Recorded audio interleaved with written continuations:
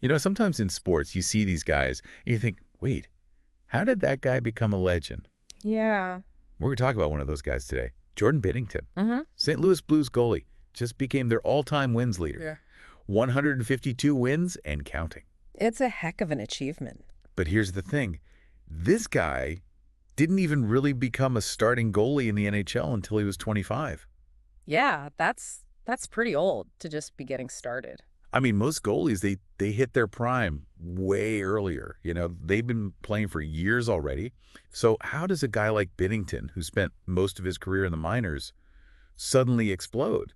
I mean, he just takes over and leads the Blues to their first Stanley Cup back in 2019. Right. I mean, what's the story there? Well, there's this story about him and Martin Brodeur. Wait, Martin Brodeur, like the Martin Brodeur. Hall of Famer Martin Brodeur. Okay, so for anyone who doesn't know, we're talking about one of the greatest goalies of all time here. So what does he have to do with Binnington? Well, so at the time, Brodeur was the assistant GM for the Blues, and he had to have this conversation with Binnington Oh boy. about sending him back down to the AHL. Oof, tough break. Yeah.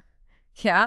You can imagine. I mean, that's a hard conversation for anyone to have. Especially when you're being told that by Martin Brodeur. Exactly. And, well, let's just say Binnington didn't take it too well. Apparently, his response to Brodeur was something along the lines of, I'm not leaving. He said what to Martin Brodeur? I mean, you got to admire the confidence, but wow. Yeah. I'm guessing Brodeur wasn't too thrilled about that. I mean, you know, Brodeur, he's got this quiet intensity to him. He probably didn't let it show too much. But inside, he had to be thinking, who is this kid? Yeah, seriously.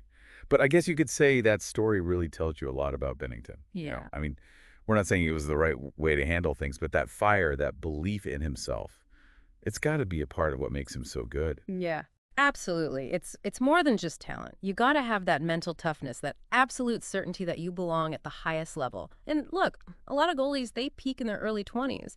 For Binnington to break through at 25 after all those years bouncing around, it's almost unheard of. So are you saying this attitude, this I'm not leaving mentality, was a big part of why he had that incredible run with the Blues in 2019? Yeah. And you basically just took over this starting job and carried them to the Cup. Yeah, absolutely. I think that self-belief, that refusal to back down, it definitely fueled him during that playoff run. He stepped into a high-pressure situation, a team that was struggling, and just thrived under the pressure. You know, most guys, they would crumble.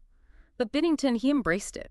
That's so interesting because I feel like there's this fine line, right, between having confidence and just being, well, arrogant. Right. Could his outburst to Brodeur have backfired? Oh, for sure. It's a risky move to talk back to someone like Brodeur, especially in a sport like hockey where respect for veterans is so important. But in Binnington's case, I think his passion and his drive, they ended up winning people over. So what's the big takeaway here? I guess what we're seeing with Binnington is that sometimes it takes more than just talent.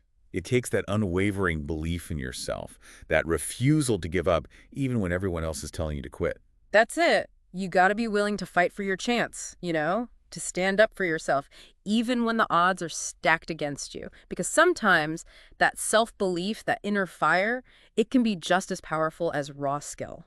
So I guess the question for all of us listening is there a situation in your own life where you need a little bit of that Binnington attitude? Yeah. Or maybe you need to be a little more assertive, a little more confident in what you bring to the table. Something to think about. Definitely food for thought. Mm-hmm.